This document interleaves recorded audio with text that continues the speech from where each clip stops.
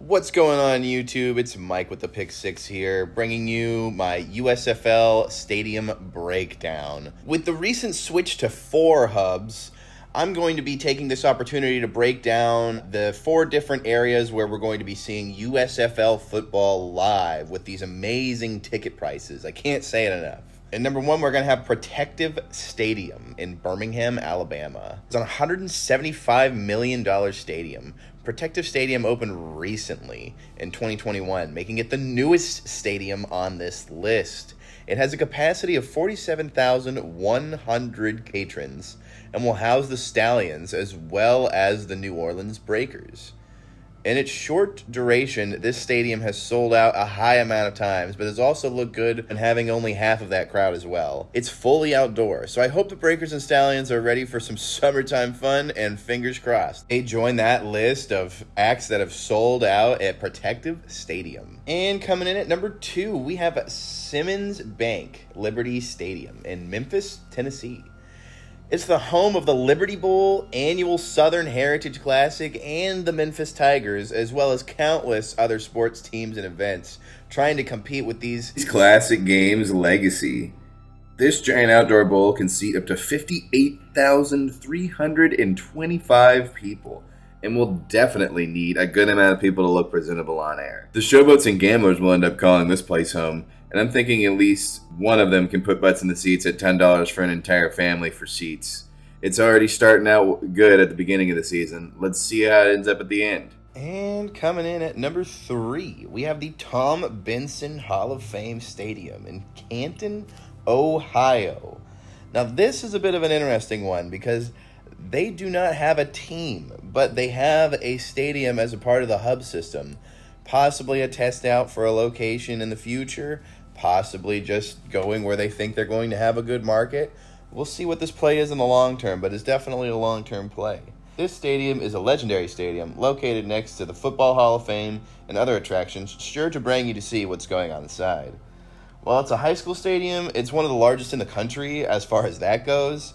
It comes with a capacity that is by far the lowest of the 4 stadiums, though, at 23,000, which I think is a bit of an advantage. It's a number that the Maulers and New Jersey Generals can definitely meet with the prices. I like the idea of getting a high-quality field with a low capacity in Canton. Again, there's no actual home team playing here, so you're relying on traveling fans or tourist interest or general population interest in order to drive possibly a team there for the future. I like it as a location, but I also really appreciate the fact that the stadium isn't as big as our number 4, which is coming in at 70,000 patrons. And that is Ford Field in downtown Detroit. Last but not least, it's the juggernaut of all 4. Capacity. Ford Field with 70,000 seats available for football fans. I sure hope the Panthers and Stars can fill out this legendary stadium in the name of spring football, because currently that's being held by St. Louis with 38,000 patrons packing out that dome. So if we really want to make a statement here, guys, I say we pack the USFL Ford Field for all games played. This stadium has serious history, though, and name power, too. And it's by far my favorite to see here, especially with the ability to have a high-quality indoor stadium in a spring league. I hope they host the championship here, to be fair, because honestly, I think it would be great for the city of Detroit, and I think it would be great for the USFL as a whole. Now that we've been introduced to the hubs, I have 5 categories in order to rate these bad boys so we can have something to base them off of. And that is going to be number 1, location, 2, architecture, 3, capacity, 4, amenity spaces, and 5, parking. I thought these would be the best categories to differentiate certain stadiums by, especially when we have a lot of these not being in the home stadiums of where they're from. Here we start off easy. Number 1 being capacity. We're going to have to give a number 1 point to Ford Stadium with the old 70K. That's going to be the biggest stadium here for spring football in any league. I'm proud to see what that comes from, but that's an easy point for Ford Stadium. Next, we have architecture, and this one's going to end up being a little close because all football stadiums have their own creative little spin to it. But we're going to have 1 point for first place and another half point for second place. And what I'm going to be rating these guys on is appealing architecture, creativity, and what makes you want to go to a football stadium, because some have a certain look about them that makes you just not want to approach. And coming in at number 2. I would say we have Ford Field. It would just be a privilege in order to go see a football game here, and there's no better excuse than a football game. So they're going to go ahead and take second here. But number 1, I think, is the obvious runaway here with Simmons Bank Liberty Stadium. The pleasing arc of the edge of the stadium, as well as the very cushy seats on the interior with the exterior bleacher seats. The lights on the outside making it look that much more like a movie set rather than just a football stadium. The lights actually end up being appealing rather than view obstructing the way that they've designed it here.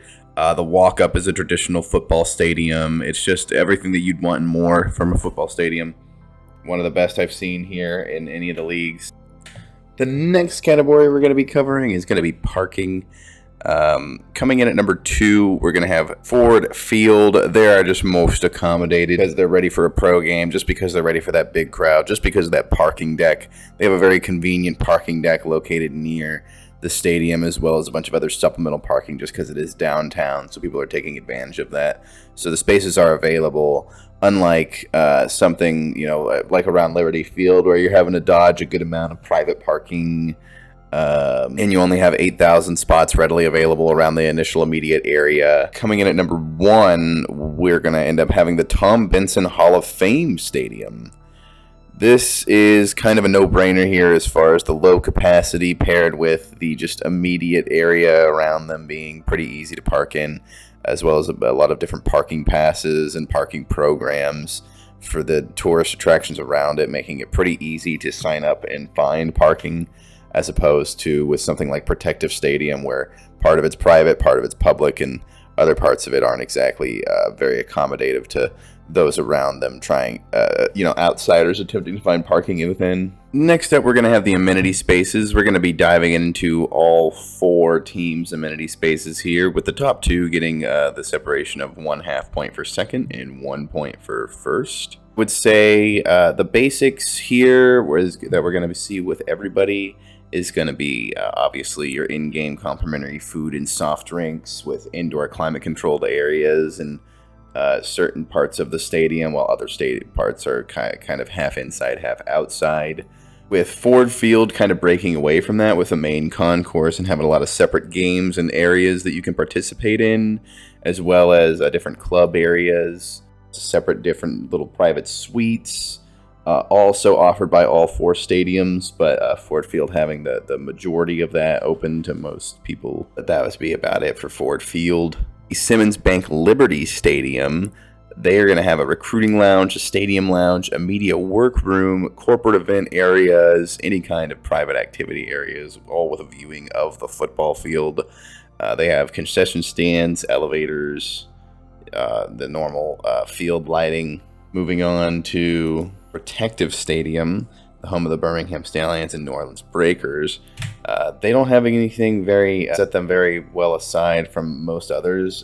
It's kind of your basic amenity area, amenity package. Nothing special here, so that's not going to end up qualifying them for first or second. So we're going to go ahead and look at the Tom Benson Field. The Tom Benson Hall of Fame Stadium amenities amount to about your normal free Wi-Fi throughout the stadium, which is unique, and I would say it would put it in tough contention for second place. But just Wi-Fi alone, compared to the amenities that Liberty Stadium and Ford Field hold, is kind of hard to hold a candle to it. Going to come into a close third, and we're going to go ahead and give second place to Liberty Stadium, and at first place to Ford Field. They just had the anchorage. They had the availability to have a lot of different extra items, especially for a spring league, And I think you're really going to enjoy seeing it in all 4 stadiums, but Ford Field will be the most impactful, especially at the start of the season. And one of the biggest raters here, I would think, for stadiums would be the location. It's location, location, location, especially when it comes to things like a family-oriented game. And what we did here to rate the location was first we're going to go 2 points to the team that is closest to its main home markets, 1 point to the one that is second closest. We're going to give an honorary point to the team that was closest to the most amount of major cities within a 2-hour area. And we're also going to go ahead and give a half point to those around tourist attractions near them. So broken down into the mileage, we have Protective Stadium coming in at first with 340 miles. They get a little bit of a boost, obviously, being in Birmingham and only having to go all the way to the New Orleans Breakers. That's only 340 miles away, so that gives them the obvious fast track to first place. And you'd think second place is an obvious Memphis one because they are a home hub team as well, but that is not going to be the case. Memphis coming into a close third. Ohio beating them out. Combined distances between their home cities being at 554 miles. Memphis's home stadium having to have Houston be their hub area, netting them a third place, with Ford Field being in the sour area, being pretty far away from its home hub cities. They will be working at a disadvantage there, hopefully being able to back in, though, being the one stadium within a very small radius of a lot of other major cities, just barely beating out Memphis here in this area. So that's going to earn them that extra net point for being within a good amount of major cities. And last but not least, we're going to have the closest to tourist areas, and that's going to get Ohio another half point here because they are actually have very near a lot of different eye-catching attractions that can bring a lot of people in to finish the day or begin the day with the USFL. And that is all for me today on the USFL stadiums. I hope I could educate you a little bit about what's going to be going on with these hub cities and a little bit of a fun way of seeing which one was least to greatest as far as all these hubs. All of them are great, but anyways, guys, here are the final results for the points games. And like and subscribe if you want more. We'll love going in depth into the USFL, any kind of sport, really, and comment if you want to have an idea for something else.